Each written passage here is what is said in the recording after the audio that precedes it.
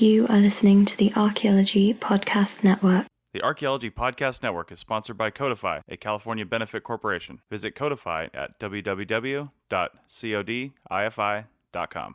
Ancient tools and burials, plants and seeds, Neanderthals. All these things we make no apology are the study of archaeology. But we don't do dinosaurs. Welcome to the Archaeological Fantasies Podcast, episode 65. I'm your host, Serra Head, with my co-hosts today, Ken Fader and Jeb Card. And today we're discussing the release of Ken's new book, Ancient America, 50 Archaeological Sites to See for Yourself.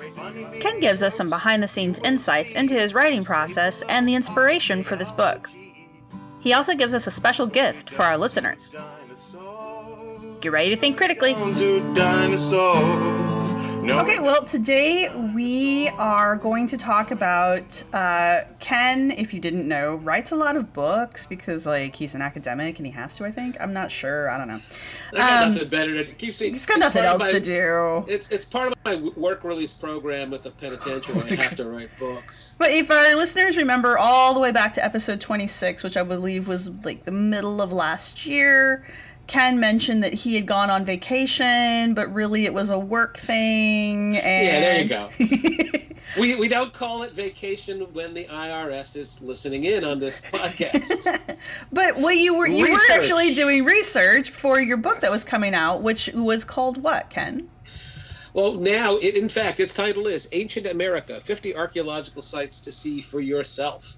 And I know people are listening to this podcast now and are thinking that, oh my God, Fader is shamelessly flogging his book on this podcast. That's not true. I am not shamelessly flogging. I'm very much ashamed, but I'm going to do it anyway. Yeah, it's shameful flogging. It's shameful flogging. Yes, there you go. There you go. And yeah, so back in episode 26, I talked a little bit about how I started this whole project and why I started the project, and we gave a couple of examples. And now it's a book. It's kind of amazing when I think about what the actual history of this idea was. In hindsight, I started thinking about this book long before it was consciously an idea of mine. And if I think about it, it's when I was an undergraduate, actually, at the State University of New York at Stony Brook, now Stony Brook University, which, by the way, by sheer coincidence, my younger son is now a graduate student there in, believe it or not, the anthropology department. He's in the primatology program. Oh, how fun! Which is a big thing at Stony Brook. Yeah, it's a major program. So which is great. That's my son Jacob, doing great there. And so anyway, I was an undergraduate there, and kind of my freshman year taking a hodgepodge of classes, and I took a North American archaeology class with Phil Weigand. I don't know if you were familiar with him, Jeb. Yeah, he's a Mesoamericanist. Yeah, he works in West. He's one of the big names in West Mexico. Yeah, he passed away a year or so ago. I did not know that.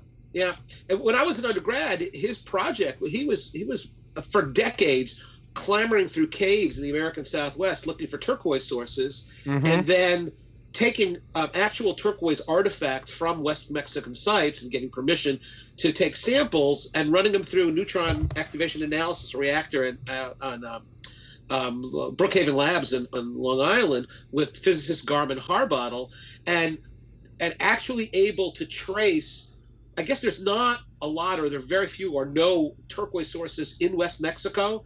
Or in Mesoamerica generally, yeah. Is that right? So they're getting their turquoise from someplace, and Phil was able, I think, kind of remarkably, to make these connections based on the trace element signatures and the artifacts with caves in New Mexico and Southern California and Nevada. And that was remarkable. Phil's a remarkable guy, and he taught the North American archaeology class. And I took the class, and the thing that impressed me the most about that course was the mound builders. I had never, growing up in New York, I had never heard of Cahokia or the mounds of Ohio. This was completely new to me. And in fact, my term paper that semester was on Cahokia. Yeah. And it hasn't changed. It's one of the things I ask my students is how many of you know there was a great city in the middle of the United States 1,000 years ago, and no hands go up. It's kind of tragic.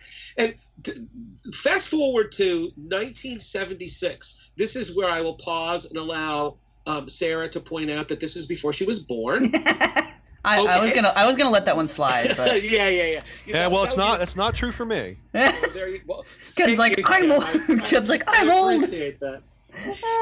So anyway, it was the Society for American Archaeology, the meetings that in fact are coming up at the end of March in Vancouver, and Jeb is, are you the co-organizer of this? Yes, David Anderson and I again, Archaeology and Alternative Religious Movements, and this is in essence sort of a sequel to the one we did. You guys just published 5 years ago. Yeah. So and that resulted in the book. And we'll talk more about what's happening with that, but there is a plan. Oh, good. So anyway, the SAAs, which is the professional organization of archaeologists in the United States and North America, they meet every year. And in '76, the meeting was held in St. Louis, and I was a grad student in 1976, and I knew that Cahokia was a short ride from the venue in St. Louis. So I was there, and there was some downtime. And I probably was unaware of the fact that the society had organized a group trip to Cahokia. Yeah. So I figured I would do it myself. And I went downstairs and talked to the gentleman behind the counter. Now, understand, this is a major hotel that caters to tourists. Cahokia, one of the most significant archaeological sites in all of North America, and in fact, arguably the world, is 10 minutes away, 15 minutes away, other side of the Mississippi River. Mm-hmm. So I asked the gentleman behind the counter, how do I get to Cahokia? Where is there public transportation? Did he say practice? No, he did not. He had this blank look on his face and said, Cahokia, I don't know where that is. Oh, dear. And I then, to clarify it, I said, Cahokia, the big Indian site.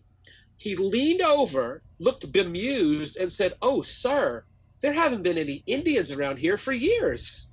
Jeez. Now, I kind of wondered if he thought that me, as this Easterner, with clearly a Northeastern accent, if I thought that at the margins of St. Louis, just beyond that, there were teepees and Indians hunting buffalo. And I said, no, sir, it's a large archaeological site, big mounds. He had no idea what I was talking about. It wasn't just that he didn't know how to get there. He didn't know what it was. That's and this was weird. This was common. I went from person to person in the hotel staff. Does anybody know? Anybody familiar with nothing? I ended up walking to the bus station, and it was a bus driver who said, "Oh yeah, I go through a park, and there are these large mounds. Is that what you're talking about?" So even the guy who was driving right through the place had no idea what it was. I managed to get the ride. I got the ride there because I was pretty nice. So it's kind of astonishing. If just about anywhere else in the world, if you were to take a college-age student, an educated person, say if you're in London, anywhere in the UK, and ask them about Stonehenge, of course they know what Stonehenge is. They may even have visited Stonehenge. If you were to talk to a kid in Cairo or anywhere in Egypt and say, have you heard of the Sphinx? Do you know what the pyramids are? And of course they do. They may, in fact, have visited the pyramids or the Sphinx. Now, we're talking about a major metropolitan area in the United States where 20 minutes away, maybe tops 20 minutes away, there is one of the most significant archaeological sites, not just in North America, but in the world, and they've never even heard of the place. Now, when I say that about Cahokia, that's not hyperbole. The UNESCO, United Nations organization, has a list, the World Heritage List, and it's 1,052 places worldwide on this list. It's an honor roll. It's kind of the equivalent of, in America, in the U.S., we have the National Register of Historic Places, places that are important, significant. The World Heritage List is like that. It's bigger. It's the world, and it's also geological sites or famous historical locations, but also archaeological sites. There are 22 or 23 World Heritage List sites in the U.S. 4 of those sites are archaeological sites. Chaco Canyon, Mesa Verde, which we talked about in episode 26. Both of those are in my 50 sites. Poverty Point, a less well-known site, but it's on the World Heritage List. It's in Louisiana. I love Poverty Point. And Cahokia. So worldwide, Cahokia is recognized as one of the most significant places in the world. People right outside of St. Louis, people in St. Louis right outside, they don't even know that it exists. And Jeb, you were saying you find the same thing mound sites where your college students have never heard of Cahokia. Yeah, well, and that's the thing. Yeah, you said that I asked my students, have you ever heard of it? Now, you may all not like what I'm about to say. I do, but I do this.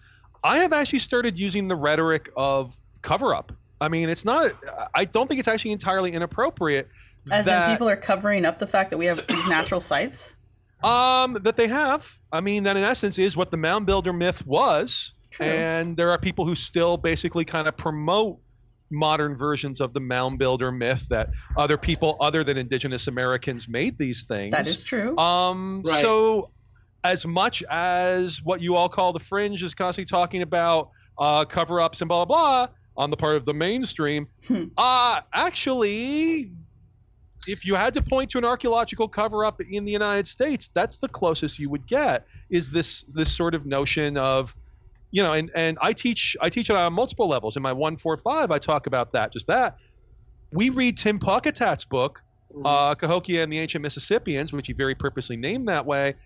He pretty much says the same thing, where he's like, there's the mound builder myth, and then lo and behold, when these things that were all considered super important were said to be made by indigenous Americans, all of a sudden they became not very interesting to the rest of America in many ways. That's true. So yeah, no, I think that's exactly it. There's one World Heritage Site in El Salvador, that's Joya de Serén, the volcanically destroyed village. But how many? So you've got 4 on there, Ken, and all of those are in ancient America, 50 archaeological sites to see for yourself. Let me ask you, and this may be an impertinent question. Not from you. Coming from Jeb, oh my God. I know. You've been to, and you described these 50 archaeological sites, and these 4 are on the World Heritage List, which is a very cool list. But could you see like the clear delineation, like I see why this is on the UNESCO list, and I see why these other ones in the United States are not? No, in fact, the answer to the first part of your question, yes, I see why those sites are on the World Heritage List. But the opposite question there of, well, do I see why these others are not? No, I don't. In fact, several years ago, Brad Lepper at they're not the Ohio Historical Society, they're Ohio History Connection. Ohio History Connection, and he's been on the show before. Right. Brad's a great guy, and Brad was spearheading the application process for the World Heritage List of a number of sites in Ohio.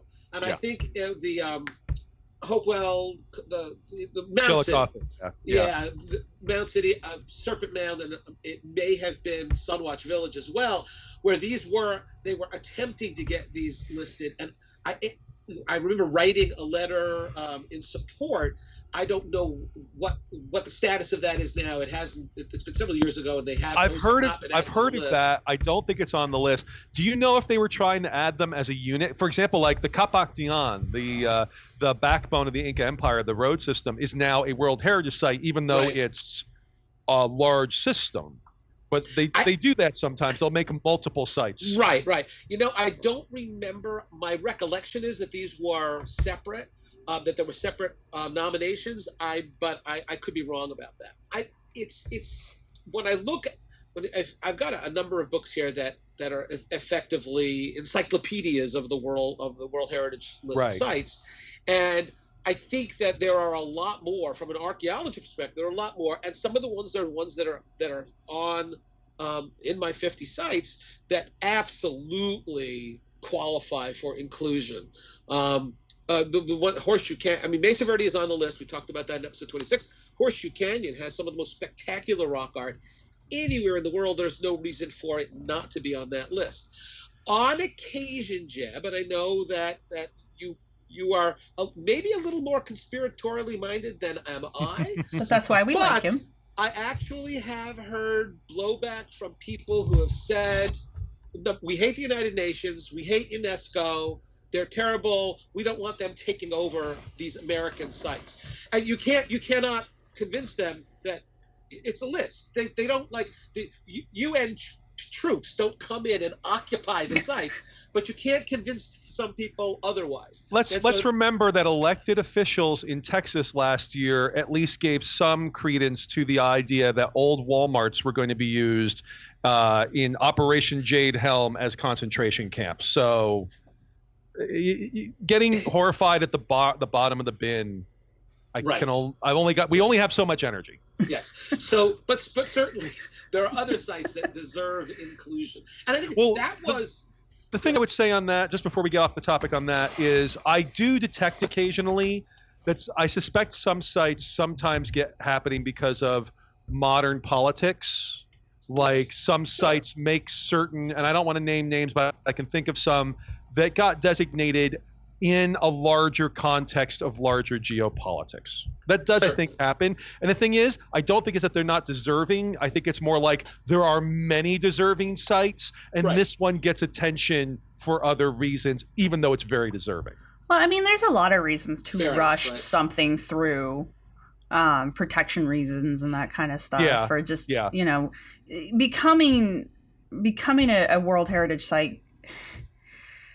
It doesn't like stop things from happening to it, but it brings it to the forefront of the global community's perception, and so it does kind of give it protection in that. Yeah, but it obviously doesn't stop destruction, because I mean we lost the Buddhas, we've lost a lot of stuff in the ISIS what it does, and all that shit. what it does do is it does sort of obligate the local authorities and government to, if they want to keep that designation, to not neglect these places. Exactly. It does give it protection in that, but it doesn't, as far as I understand, they don't get anything for it other than just a designation as being a world site. Ken said, it's just a list. Yeah. And it's enervating that something as really essentially innocuous and positive as being listed, say, on the National Register or in this World Heritage List, elicits this negative reaction from people who think that there's subterfuge, there's some hidden agenda. Really isn't. Well, you mentioned agendas. We could always talk about Agenda 21, where people believe things like bike paths are part of a genocidal plan. Exactly. Okay, so when we go off air, you have to explain this one to me. All right. So the point here is that being shocked as a graduate student and then having Jeb's experience in class, I do this all the time. I say, okay, when you hear Native American history, I ask my students, what immediately comes to mind? And what comes to mind, even in the 21st century, even among students who I consider to be highly educated, the things that come to mind are teepees and Indians and buffaloes. And certainly it's not cliff dwellings. It's not cities. It's not great leaders of mound societies. Those things are not the things that people think about. And I thought, well, isn't it my responsibility as an educator that this is something lacking? I don't know about you, Jeb, but and Sarah, when you teach as well, I ask students, what did you learn in social studies or in your high school history? Absolutely do. When does history start? And even today, in highly educated kids who went to great high schools, history starts in New England when the Pilgrims arrived.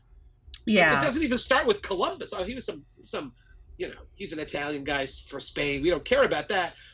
You ask students in New England, what's the earliest white settlement in America? They all will tell you it's Plymouth. Wow. And then when you say, well, no, actually it's not.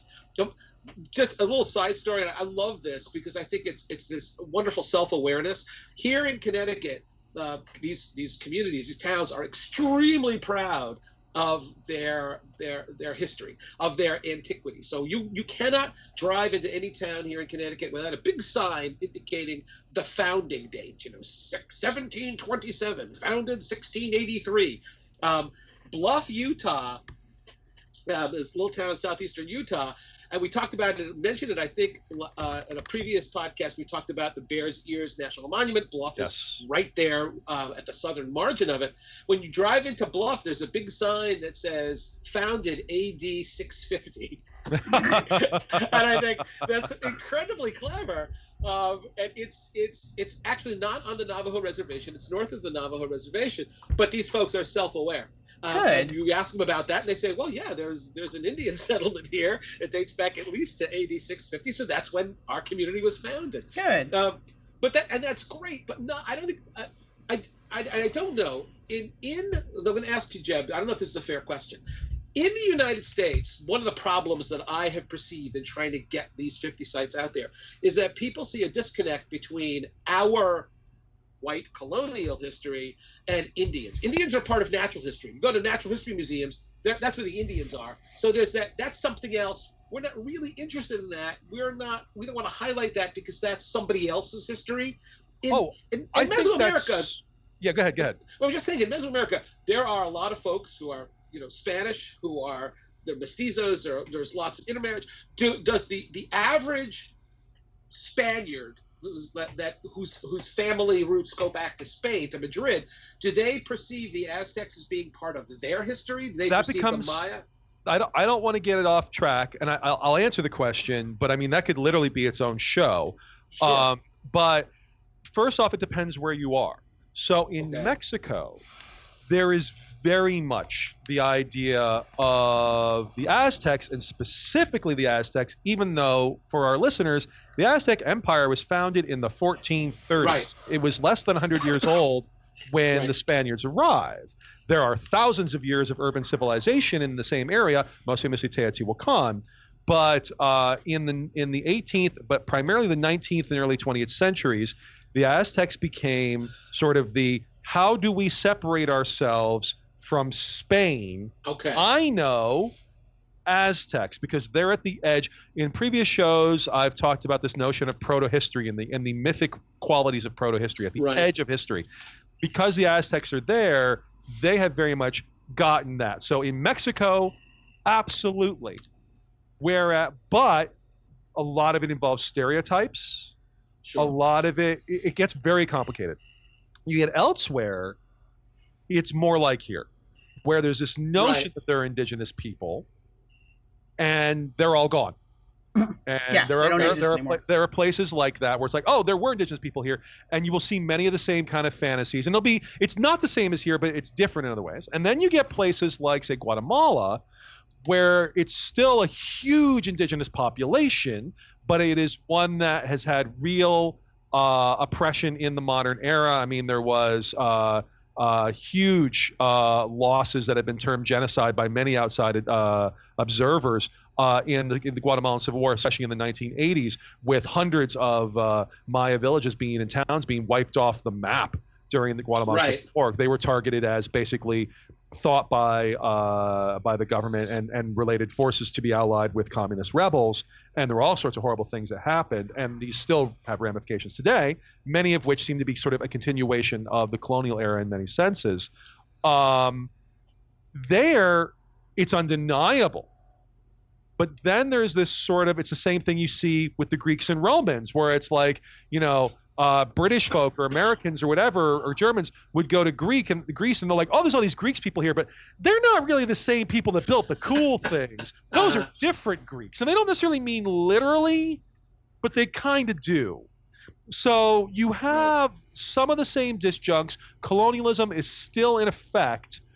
I would say it is nowhere near as absolute as it is in the United States, though. Yeah, which is, and one of the things that I in my teaching, and certainly in the 50 Sites book, is to get people to understand that this is all American heritage. Now, obviously, Native Americans, the folks who are the actual descendants of the folks who built places like Mesa Verde or Cahokia or Miamisburg Mound or Etowah, obviously their connection is more intimate, but we are. The example I give is, hey, look, I as an American born in the United States have visited Revolutionary War sites and consider that to be part of my history. But the truth is, during the Revolutionary War, my ancestors were in Poland getting shot at by Cossacks. Oh, dear. So really, and for true, that's not my history. But as a person born here, this is my country. It's all part of all of our heritage. The funny thing there, of course, is that when you go to places like Mesa Verde, especially, you will hear every language on the surface of the planet. I've been to Mesa Verde, where I thought, I'm hearing more people who clearly are Japanese, Germans, Italians, and French than I'm hearing folks who are Usanians, who are Americans. Yes. And that's another interesting thing.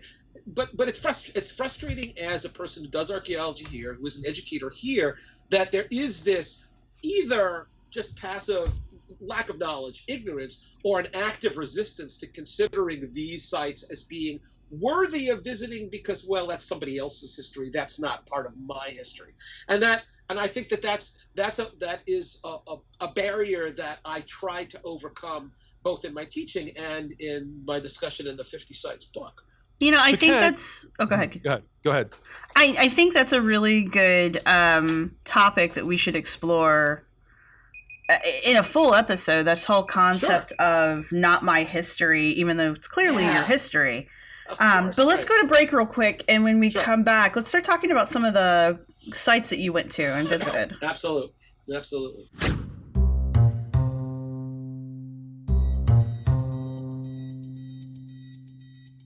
I'm here with Michael Ashley from Codify.com, and we're going to talk about the new photo boards that they're developing and why we need them. Michael, what's important about a photo board, and why does someone have to really think about what they use in the field or in the lab? You know, Chris, it's interesting when we look at field photos, the way we've been taking them hasn't changed much in the past 100 years. Some people may use the back of a clipboard or paper sheet to provide a clean background, or go to the trouble of using those photo boards with all the letters, but we really need our photos to do a lot. We need a new kind of photo board that can help us achieve consistent color, provide scale, and help us measure things, especially if we're not collecting artifacts and we have just one chance to get it right. Developing a photo board that can do all these things, especially designed for digital photography, well, this is a challenge. It needs to be indestructible, weatherproof, fade-proof, lightweight, portable, and affordable. So, what is Codify developing, and as it says on the website, what makes it magic? All right, in our lab and field testing, we started with a 10 by 12 inch board, big enough for most artifacts we encounter in the field, but not so big it would be a pain to carry. The board is magic because it has special markers on it that will produce a measurable model in 3D just from taking a few photos, and the object will be magically color balanced by using the board as a background. There's space on the bottom so we can superimpose a digital caption and company logo, plus a space for either physical barcodes or virtual ones to dramatically improve field and lab accessioning of artifacts and samples. So we've already received a lot of suggestions for other boards, so we're releasing a 4x6 inch pocket board in both imperial and metric. And we're psyched about our directional arrow, which has both metric and standard scales on it, and will white balance your photos. It's really cool. So, when can people expect to get one of these photo boards, and where can they get them? All right, well, we're excited to say that we have a limited run in production right now, shipping just in time for holiday gifts. We want to get these in your hands and look forward to your feedback. Chris, what kind of deal can APN listeners get? All right, well, just head over to www.codify.com/APN for a discount code that's valid only on that day, and for other ongoing discount codes just for you. That's codifi.com/APN. Thanks for listening, and now back to the show. Hey everyone, and we are back. And Jeb, you had a thought to... I did. So I think what you need to do, Ken, given what we've been talking about, I think you would maybe sell some more copies if you talked about this as forbidden 50 archaeological sites that they're trying to hide from you. Hey, listen. I'm just saying. Yeah, listen, man. The very first, I'm not going to read it, but the very first paragraph of the book is that there's a hidden history. Oh, But then there we go. See? But I point out that it's not hidden by like the Rotary Club or the Smithsonian or professional archaeologists. It's hidden. It's a result of this amnesia. We don't know about this because nobody's talking about it. You And then know, they go on. I think like the both of you have a really good idea there, though. I think we should approach the Smithsonian with the concept of suppressing these sites, because then it will get people fired up to go visit them, because the Smithsonian will actually be involved in a conspiracy. You know, Conceivably, that little reverse psychology there. Yeah, right. Yeah, you don't want to know about these things. Play So the we're not hand gonna you've talk been about dealt. I'm just saying, they're already being accused of it. If maybe Right. that will bring people to the sites, maybe we should be doing that. on a more positive approach. And I mentioned this back in episode 26, and I get a lot of mileage out of this story. But it's kind of if this guy not knowing where the hell Cahokia was, and he lived 10 minutes away, if that was kind of an ultimate inspiration for the book, the proximate inspiration, the closer in inspiration, was this guy who who wrote me in 2008 that he had been in my class 4 years before, and that he'd been in an intro archaeology class and wasn't a good student, but that I had kind of inspired him in his life to actually go and visit archaeological sites. Because even back then, I was telling students, these things I'm talking about, you can actually see, you can actually be in the presence of these sites where we have discovered the oldest settlements in the New World, where we have the oldest agriculture, or whatever. And so he's telling me in 2008 that he had just returned from a trip to Arizona now he's got a wife and he's got a couple of kids, and they're driving up the I-17 and they see the sign for Montezuma Castle, which is a site I've long shown pictures of, and how he says to his wife, hey, my crazy archaeology prof, he used to show pictures of this. Do you mind if we get off the highway and just check it out? And he's telling me this in the letter that his wife said, yeah, sure. And he's got a 4-year-old little girl and a 1-year-old at this point, and they walk around. And the rest of the letter is this: I can't believe that I didn't know that this existed. This is an amazing thing. Thank you for opening up my eyes to this. And of course, at the very end, this is when he says, and my 4-year-old now, she said, Daddy, I want to grow up and be an archaeologist. Aww. Oh my God, I've had this multi-generational impact. And that was the thing that was the actual thought bubble immediately. Oh my God, I should be doing this on a broader scale. I've got 90 kids in the class, and I do my best to inspire them to actually engage in the archaeological record by visiting sites and hoping, well, if they're now citizens and they see the importance and value of these places, that when they vote for Congress people or when they vote for their senators, they might consider voting for somebody, more strongly consider voting for somebody who says, I support historic preservation. I would like to see these places preserved so our children and our grandchildren can see them and learn from them. And so that was actually when I sat down and said, you know what, I'm gonna write a book. Interestingly, though, initially a lot of folks told me that, well, this is going to be a trade book, so you need an agent, and you wouldn't be surprised at the absolutely negative reaction from literary agents about a real deal book about American archaeology. Again and again and again, it was, well, but we want mysteries. Yeah. We want mysterious stories. Nobody wants debunking. I literally got one agent who said, I love I sent him 3 or 4 of the entries in the book. I love it. It's wonderful, well written, really interesting. But we're going to pass on that because, this is certainly not a sure thing. And in publishing these days, we only want to go for sure things. And of course, then I looked at his agency, what published books they had that they represented, and they were all about, better sex through yoga and diet books. And yeah, maybe I can convince people, well, when we talk about the Serpent Mound, we won't talk about it today, but we're going to talk about it another time. There actually, for a while, was a New Age feeling that that sex was, your orgasms were much better if you did it on top of Serpent Mound. Oh, man.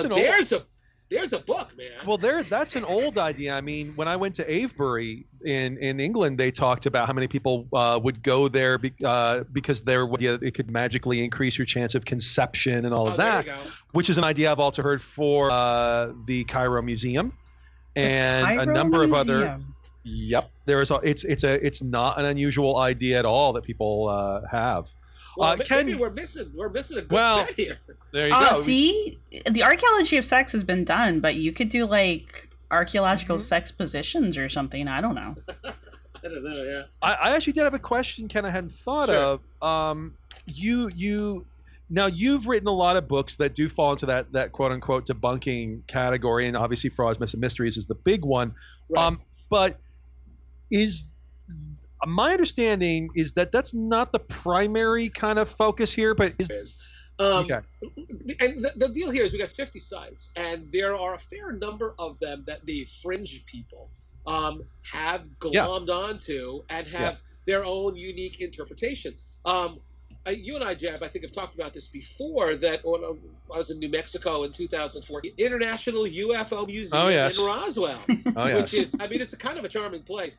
The story that I get mileage out of was when I arrived there, It wasn't very busy, but the woman who was selling tickets seemed distracted, and she kept looking outside.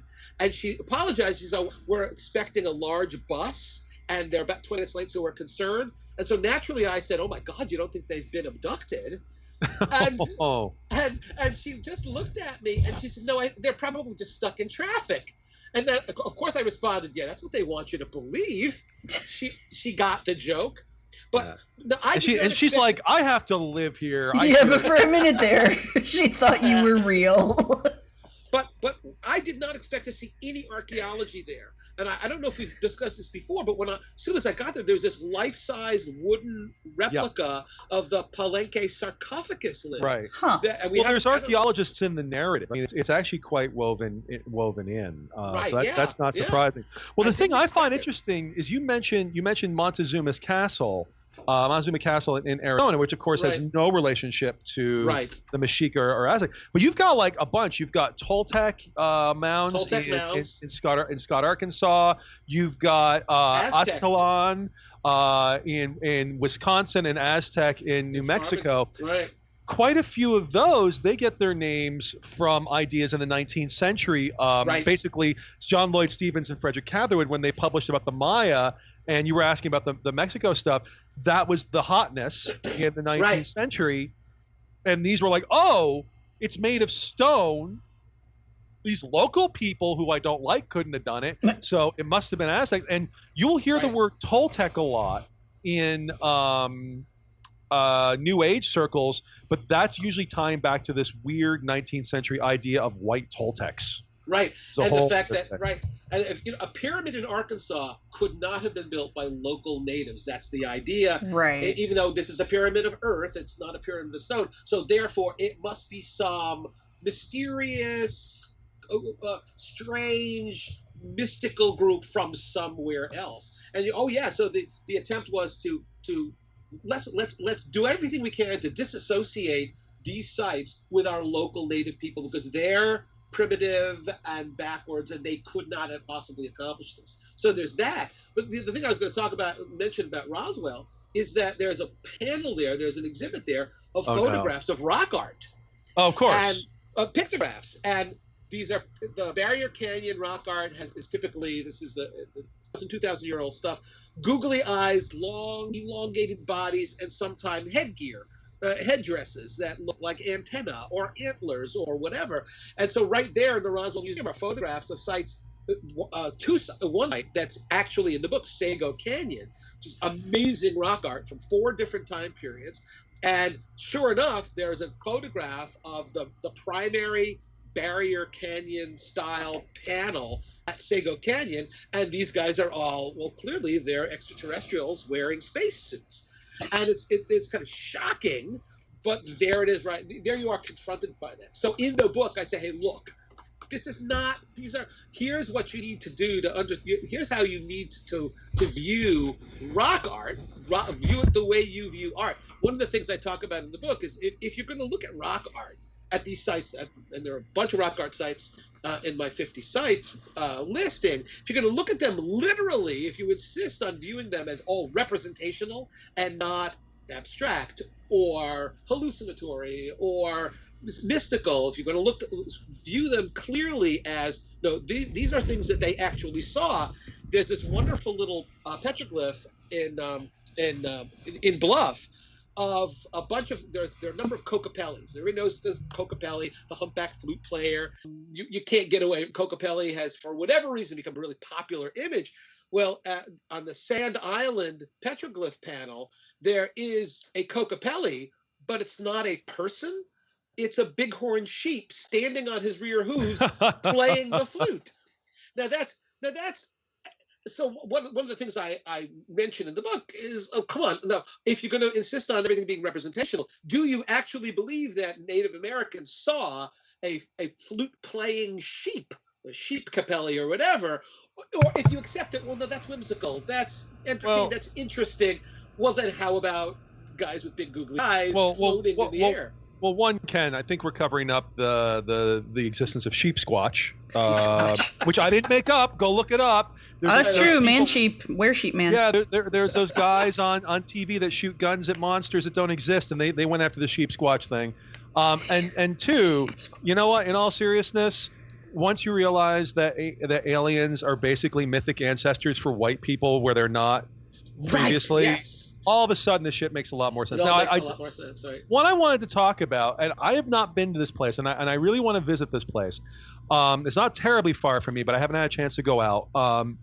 That kind of gets into what we've been talking about. Sure. Is Cemetery Mound in Marietta, Ohio. Can you tell us some about that? Yeah, it's really fascinating for its history. So understand that at the end of the Revolutionary War, people in New England felt that maybe things were getting a little too crowded, and the wide open spaces of the West, and the West being Ohio, the lands were being offered to.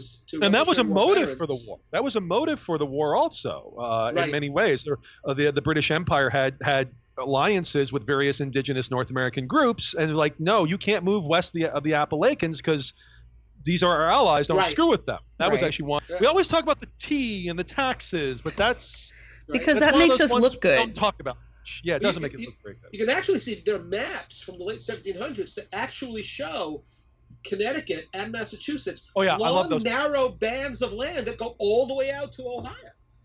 And so the town Marietta is settled by Rev War guys, Massachusetts and Connecticut, and they were looking for a place to have a cemetery. In the middle of the town, of the newly founded town, was this large, turns out to be an Adena burial mound, and they actually dug into the mound to see what was inside and found a skeleton of a Native American. Apparently, they left it in place and made a conscious decision that, well, this was sacred ground to the people who were here before.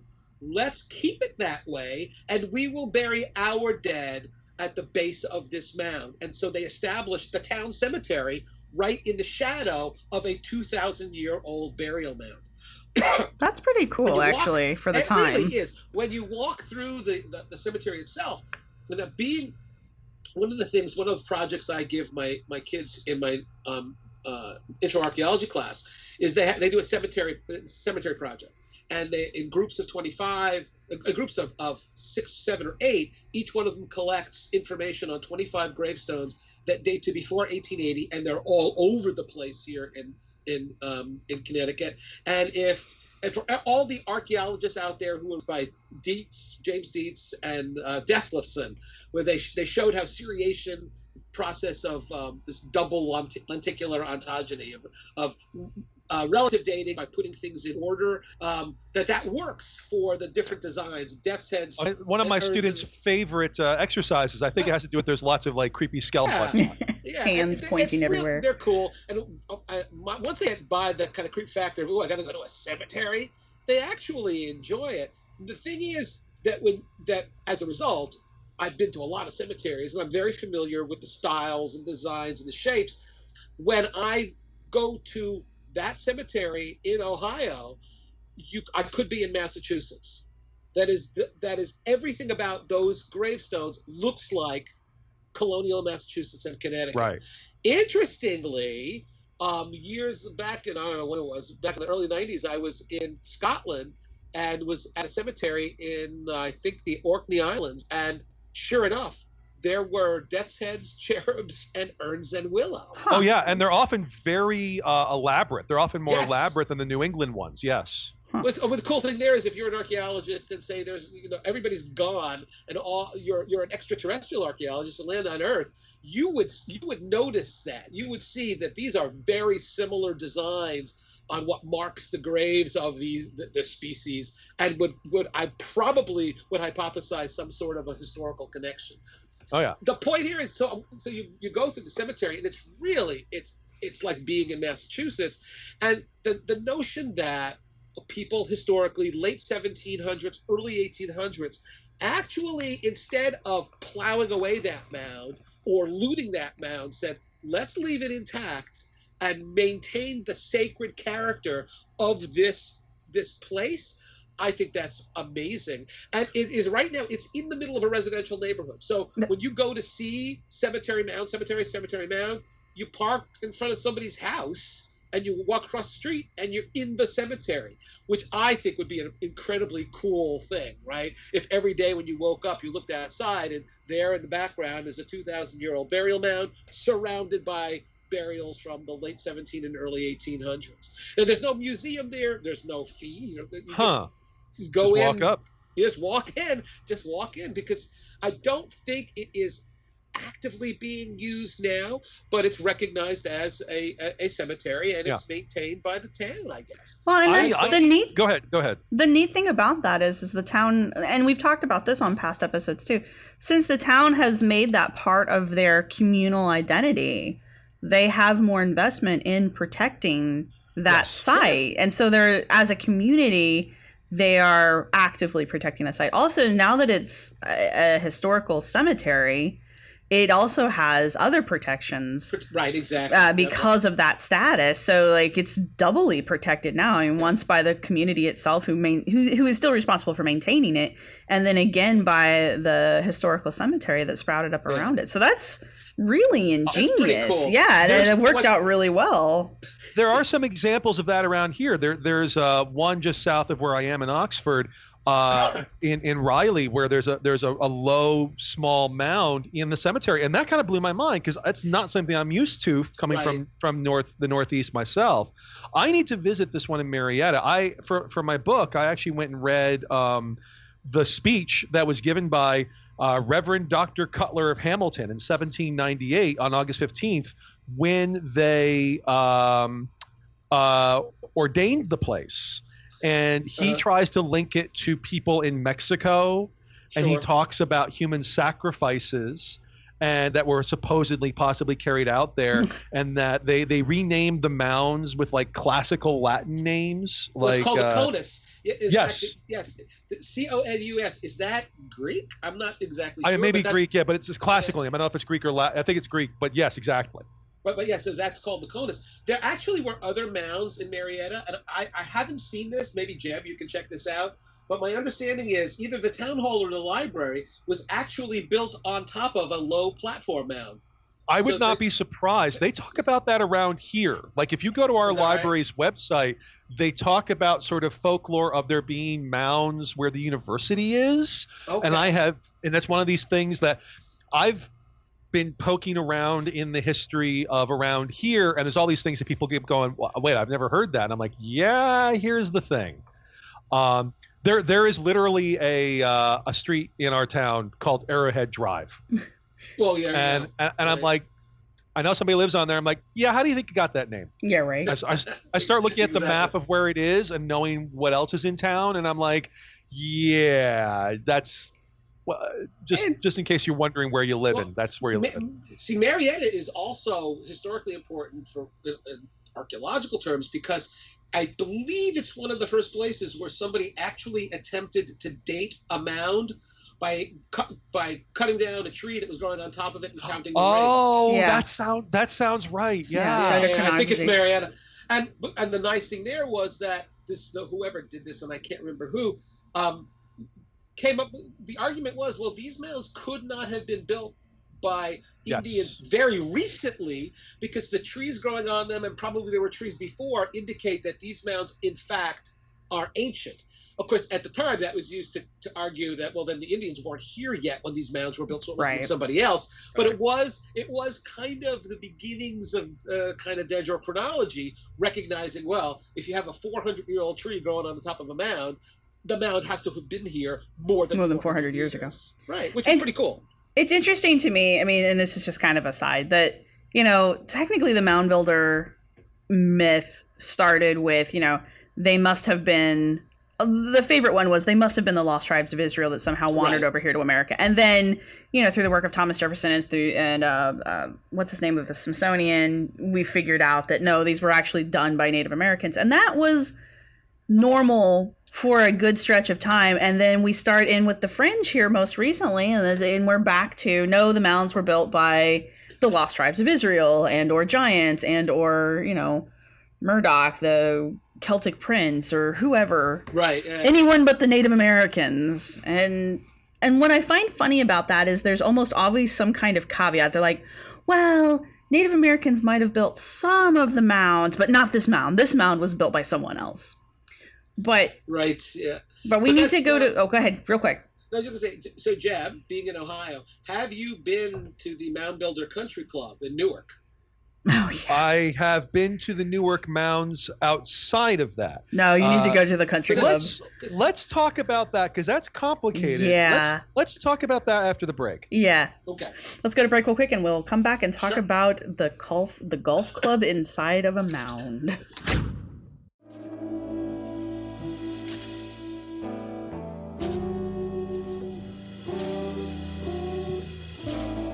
The CRM Archaeology podcast brings together a panel of cultural resource management professionals to discuss the issues that really matter to the profession. Find out about networking strategies, job hunting, graduate programs, and much more. We'll often feature interviews with college professors, CRM business owners, and experts as well. Check out the show on iTunes, Stitcher Radio, and at www.archaeologypodcastnetwork.com/CRM Arc Podcast. Let's get back to the show.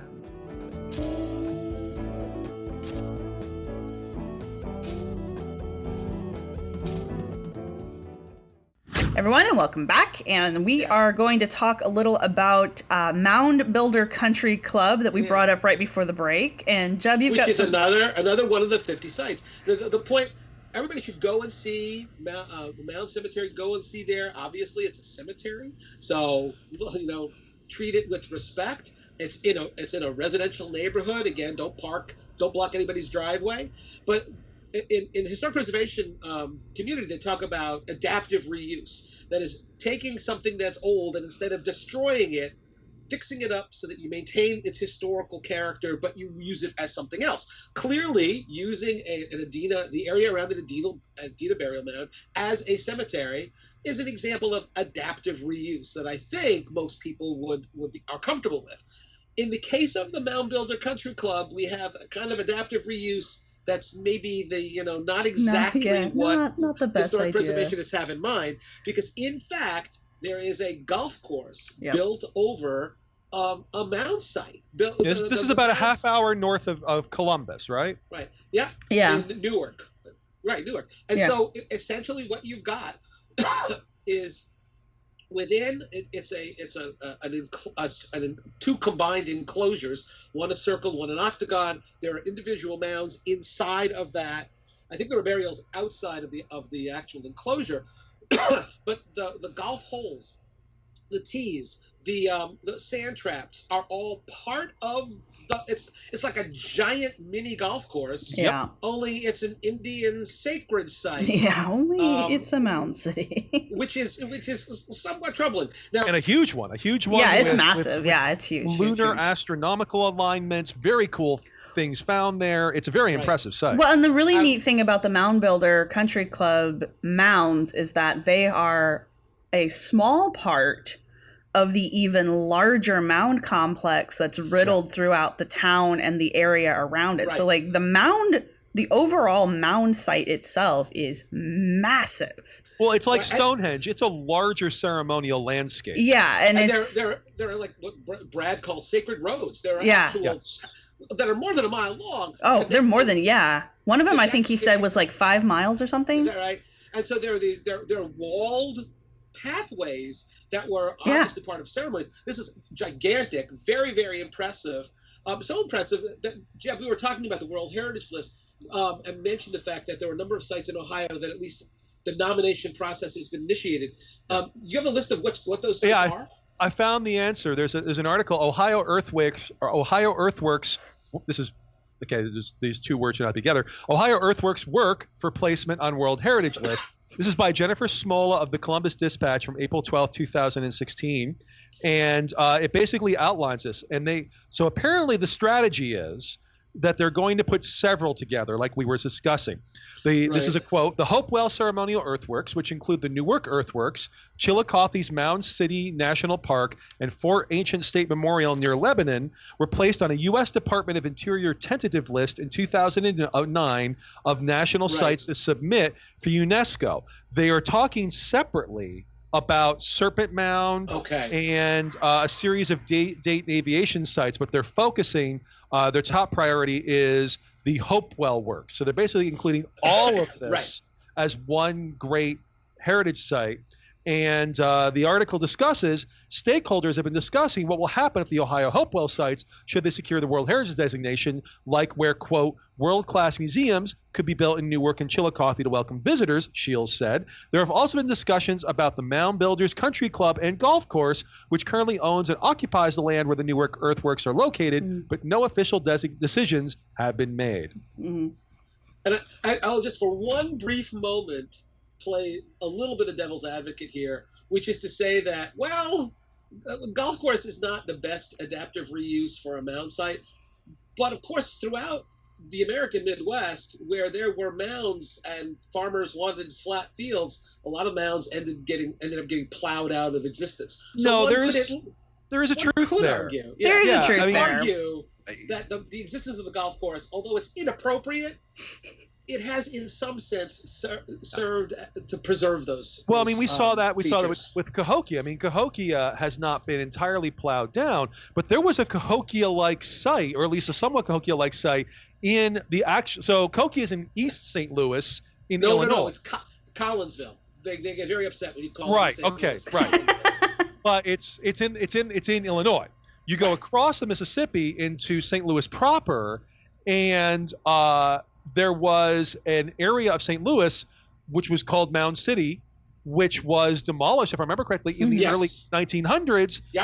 Which is now actually getting controversial because that's apparently where they're talking about putting their new sports stadium. So, yeah, it could be worse. A lot of the site that's there on the eastern margin of St. Louis, although the mounds themselves were destroyed, there is a lot of archaeological material that's still there, buried under the ground, and then that turns up every once in a while. Out at Mound City, it's not simply like, oh, it's gone. Okay, we can build a stadium here. There would need to be a tremendous amount of survey work done. People are talking about that. That's a major consideration. Well, what people don't understand is the golf course is not so bad or not so good. Yeah. Well, here's a couple things. Though. With the mounds out in Mound City, what people don't understand is the mound itself is kind of like the tip of the iceberg. Like the physical viewable mound is like the tip of the iceberg. There's stuff there. That's just telling you that, hey, there's a concentration right here. And the other thing with the golf course that I recall from when we went, I mean, yeah, it could be worse, but the golf course itself is still damaging the mounds. They're not allowed. It was my understanding they're not allowed to remodel the grounds like you would on a normal golf course. Like you could literally just knock shit over and build stuff wherever you wanted it to go, so that you can increase the difficulty levels of knocking a small ball into a smaller hole. But out at the Mound Builder one, they're not supposed to do that.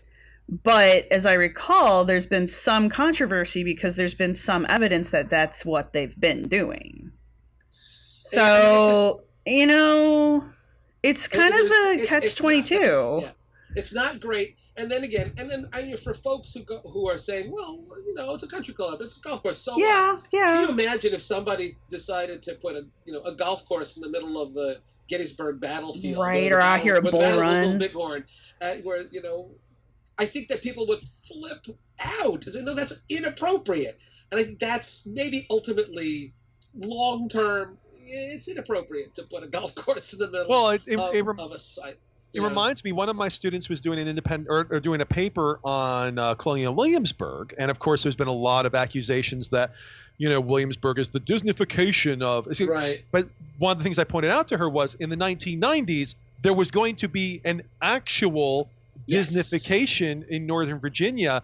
The Disney Corporation planned very seriously to put a U.S. history-themed park in Northern Virginia, And there was some local opposition, to say the least, because they're worried about traffic. I mean, that's not a poor part of the United States. There were a lot of people with like land Right. who opposed it from a not in my backyard perspective.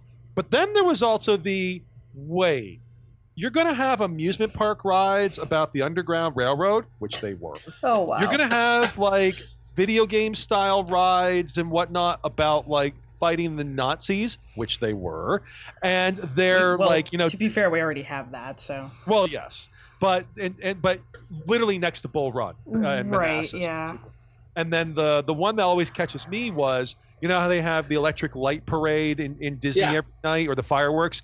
Their equivalent was going to be reenacting the Battle of the Monitor versus the Virginia, the first two ironclads. And people lost their minds. Okay, so here's where I'm maybe a horrible person. With everything, with the exception of the Underground Railroad thing, which is horrifying, some of that actually sounds cool. I mean, we already have video games where people blow up Nazis, so that's... Well, sure. I'm over that, but I think it would be kind of cool to watch them blow the crap out of two battleships on a nightly basis. I mean, that's the thing. I think this is something you see with a lot of heritage, and I think this is one of the things that gets to what Ken's been arguing with this book. There's two components. One, where's the line? So, for example, Tintagel Castle in Cornwall in England is allegedly like where Merlin, the mythical wizard, allows Uther Pendragon to sleep with Igraine that he so desires, and Arthur is born of this magic. Well, recently there was a carving made in the cliff face under the castle of Merlin, and this was done with the permission of the caretakers, and people lost their minds. It wasn't a very large sculpture. When I saw the picture, I'm like, oh my God, that's horrible. And then I saw one in scale. It's like, it's 1.5 feet tall. It's not that sort of a big deal. So first of all, there's that.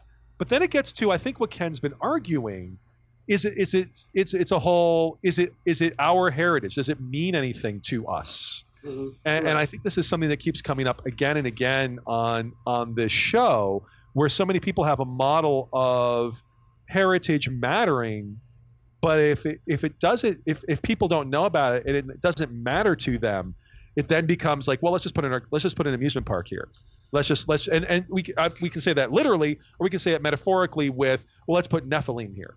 Let's put aliens here. And I see what you're saying. Like, where do we draw the line? But at the same time as looking at it as someone who's trying to encourage engagement and encourage that whole not my history, get rid of that not my history thing. Because as someone who is born and raised in the North, even though I have Southern family, we come out here to Virginia and it's all about the Civil War, and I could care less because we don't live and breathe the Civil War where I'm from. But here they do. So that's not my history either, because I have no emotional connection to it. I mean, I know conceptually that that's part of the United States history, therefore it is my history, but I have no emotional connection to it. But if we were to put together something like a amusement park that was highly tastefully regulated, maybe. But I mean, I would totally go watch reenactments of things, especially if they're historically accurate. That gets into whole other problems of the fact that there's so you may be wondering why I have the name Jeb. My father was one of the early Civil War reenactors in the 1970s. Gotcha. I have a history here that probably just makes it better that I say that gets really complicated. Well, yeah, and that's the thing. Like, each one of us has our own personal connection to it, but once we step away from our personal, I mean, because there's stuff from Northern history and things like that, like the whole Underground Railroad thing. I mean, that is a big no for me. That's that's a deal breaker, because I'm from the North. I'm from Indiana. That's like our thing. We're the Underground Railroad in Indiana, even though most of the sites don't have anything to do with it. But you get out here and they don't have that connection, or their connection isn't as strong. And so an Underground Railroad ride for them might be something really cool that they would really like to do. And there's no emotional connection for them. Here's the thing. Consider this. And it's one of the themes of my I'm not necessarily saying it's good or bad. I'm just playing devil's advocate. But I think there's the underlying theme of my book, and maybe it's naive, is that if you take people out of their comfort zone, I'm from the South, this is what I'm interested in. Right. But you actually walk them through Horseshoe Canyon, and they're confronted by these 24 more than life-size, very interesting, spooky looking images that they can't, I don't care where they're from or what their heritage is or what their background is, you can't help but be moved by that. That if somebody climbs that tower and looks down at Serpent Mound and sees this 1,300 foot long snake, again, I don't care what your heritage is, I don't care what your background is, what you were previously interested in, you can't help but look at that and say, wow, that's really interesting. So it's that personal engagement that we need at real sites to break down those kinds of barriers, those kinds of issues where people say, well, that's not my thing, that's not my history, that's not what I'm interested in. Again, maybe I'm naive and it's not going to work for everybody, but the sites that I've seen in my 50-site Odyssey and the ones I want people to go to, I chose them expressly because they were places that I think anybody in their presence will say, wow, that's really interesting, that's really strange, that's really amazing. And then from that you inspire them to rethink what they think their heritage is. No, we want to be part of that because that's really interesting. I go back and forth. I mean, I absolutely agree with you, Ken, and I also absolutely agree with criticism. I mean, I find myself, if this was easy, we wouldn't be talking about it. Right. Of course. Yeah. I wanted to ask you guys, so have you guys been to, so Ken, you've been to all these. Yeah. The one that blew my mind is you've got on there Grand Village of the Natchez. This is in Natchez, Mississippi. Yeah. Uh-huh. Which is important not just as an archaeological site, but that's also where there was probably the best ethnohistoric documentation of kind of Mississippian chiefly society in its full bloom with the Great Sun and all of that. Mm-hmm. And I went to when I was there, and you said in that chapter or in that section, you also discuss Emerald Mound, which is nearby. Yeah. And I work in Mesoamerica, ancient Maya and all these sorts of things. I remember going to Emerald and being like, Jesus Christ, this is huge. This is absolutely friggin' huge. And I remember talking to some, I'm not going to name who it was, but an archaeologist that works there, very cool archaeologist, good archaeologist, and they're talking about mound groups and groups, and I'm like, just take this from my perspective as a Mesoamericanist. If you called these pyramids an acropoli, because this is a friggin' acropolis covered with pyramids, you understand there would be a slightly different reaction. Yeah. Have you run? So absolutely. You've mentioned the Cahokia and the St. Louis thing, and people didn't know about it. Have you run into some other sort of situations where there's been very different kinds of, not necessarily even fringy, although we can talk about that, but like different takes on how this stuff gets thought of and consumed? Like any kind of come to mind?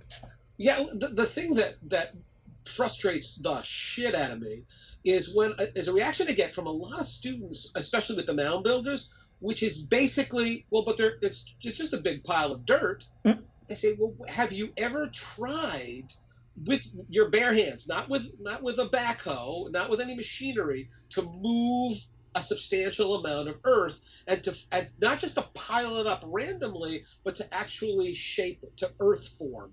But that's there seems to be this bias that if it's stones that you're piling up and making pyramids, that's impressive. If it's earth, it's just a pile of dirt. And part of the problem there is, of course, is that these mounds have all eroded substantially. Right. And so as a result, they don't have the sharp corners they may have had. They're not geometrically perfect as they probably were while they were being maintained. Right. And there's also the golf course effect. There's also the golf course effect that a very nicely maintained archaeological site, and this is true in Mesoamerica as well, is a bunch of green lawn. And that gets really one of my students, she's working on an augmented reality project where you would see the artifacts where they were found. Oh, cool. Oh, that would be neat. We kind of talked about this, and I'm like, I'm not going to lie. I occasionally go to some archaeological sites, and I'm like, okay, it's a green lawn. But if you show me what is being found there, and I often know what it is as a professional, that can also have that impact of kids are like, well, it's a green hill. Right. And I think that plays into it also. Yeah, there is that problem, except with effigy mounds, because Serpent Mound, Right. can't help but climb up that tower and go, oh my God, it's a big snake. The friggin' But snake. Actually, that is a problem. In Iowa is the Effigy Mound National Monument, and there are beautiful mounds, and there are bears and thunderbirds. The problem is they're all in wooded areas, and there are no towers. So when essentially, especially you grow up in an area, you grow up in New England where there's all this glacial landscape where there's lots of hummocks and hills. You could easily walk those trails and not even recognize that there was anything other than an area that's been cleared because it's a hill. That's a problem. Obviously, that's a problem that would be ameliorated substantially if you had a big tower. Well, they have a similar problem. Go ahead.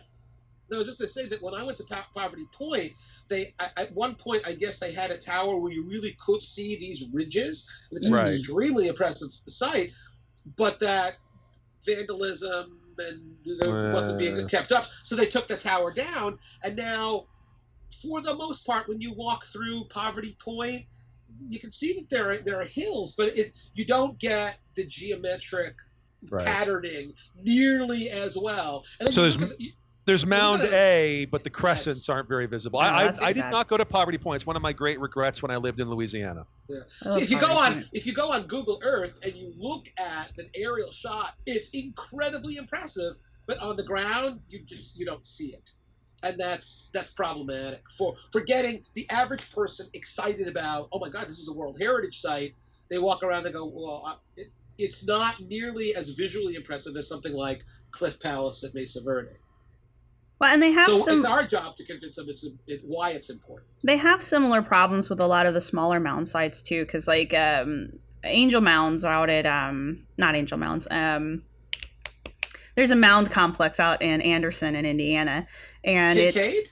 Is it Kincaid?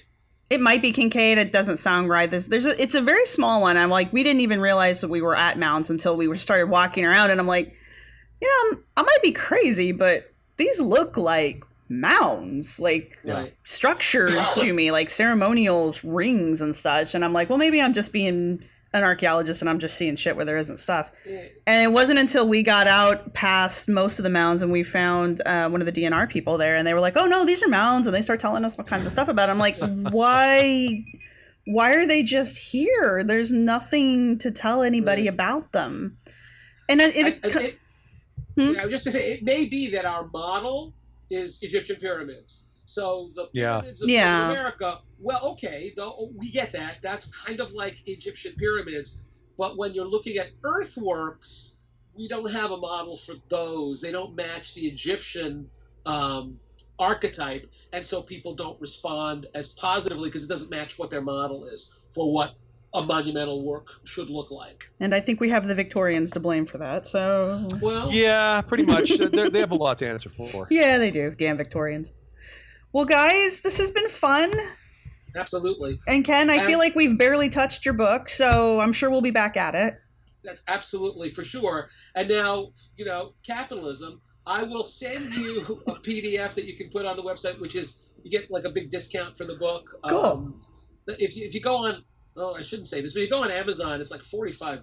It's hardcover. It's really nice. But with the discount through the publisher, it's like $32 That's plus not shipping. bad. So it's pretty decent. Yeah. So anybody listening, if you can get that discount if you go through that. Ooh, it's a listener's discount. Ooh, we have one finally. A listener's discount, absolutely. I'm excited about this. So, buy what the hell? Buy 10 copies. It's more than worth it. Christmas is coming up, and we just had Christmas, but it's coming up again pretty soon, like in less than a year. So buy your copies now. So what I'm hearing you say, Ken, is that they should try to replicate the mounds using your book as raw material. That would be a wonderful idea. Oh, that would be cool. Can you imagine? How about an effigy that looks like me? It's made of my books. I mean, it's not made of your books. Yeah, I think that level of ego needs to be reserved for centralized state societies. I like it, actually. When I'm king, that's the kind of shit that we'll have going on. But listen, ultimately, but in all seriousness, if my book in any way my goal when I was talking about the book to the publisher, I said, listen, my goal here is for somebody to open this book and go, I had no idea. Yeah. I didn't know this Oh, yeah. was here. And if that then encourages them, I doubt very much anybody's going to go to all 50 of the sites. But and they're spread out enough so that just about wherever you are, there probably are a handful of sites that are day trips or not, carved. You don't have to go on a plane. You take a car trip and see some of these things for yourself. It makes a world of difference. My pictures, most of the photographs in the book are mine. But in all honesty, when you are standing at the base of Montezuma Castle and looking up, there's nothing like that. When you're on the top of that fire tower and looking down at Serpent Mound, the photographs don't do these things justice ever.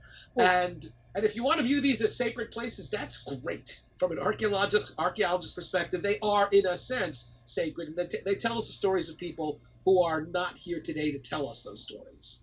Well, even look, if you're listening to this podcast, you're probably interested in archaeology. Archaeology, we've said time and again, symbolically is about discovery. And if you can go use this book to discover these things in person, that's pretty much as good as it's going to get. And all the better if when you go to, say, Sago Canyon and you look at that rock art and look at it in the context of the landscape and all the other rock art, you will go away from that saying, they're nuts if they think those are spacemen. Yeah. All the better. All right, guys. Well, thank you very much for being on the show. This has been awesome. Thank you for this unpaid advertising. I have not read this yet, and I am looking forward to doing so. I have not read it yet either, but I give it 3 thumbs up. Well, you only have 2 thumbs, Sarah. That's what you think. All right, guys. I would say, don't know how many thumbs her neighbors have. You don't, Ken. That's true. Right, I could be holding the whole building hostage. All right, guys. Talk to you later, and thank you, and talk to you later. All right. Bye-bye. Rate your trials as one will call. No, we don't do dinosaurs. Thanks for listening. We hope you've enjoyed it. Our music was provided by Archaeosuit Productions. If you like what you've heard, please subscribe and rate us on iTunes or Stitcher and share us wherever you use social media. You can contact us with your questions, comments, or angry email at archyfantasies@gmail.com. You can follow the podcast at www.archaeologypodcastnetwork.com/archyfantasies. You can follow the blog at www.archyfantasies.com and get updates on Tumblr and Twitter at Archaeofantasies. You can also look for us on Facebook. If you're looking for the show notes for this episode, go to the podcast website at www.archaeologypodcastnetwork.com/archaeofantasies. Thanks again for listening. No, we don't do dinosaurs. No, we don't do dinosaurs. We don't do dinosaurs. This show is produced by Chris Webster and Tristan Boyle, and edited by Chris Sims. This has been a presentation of the Archaeology Podcast Network. Visit us on the web for show notes and other podcasts at www.archaeologypodcastnetwork.com. Contact us at chris@archaeologypodcastnetwork.com.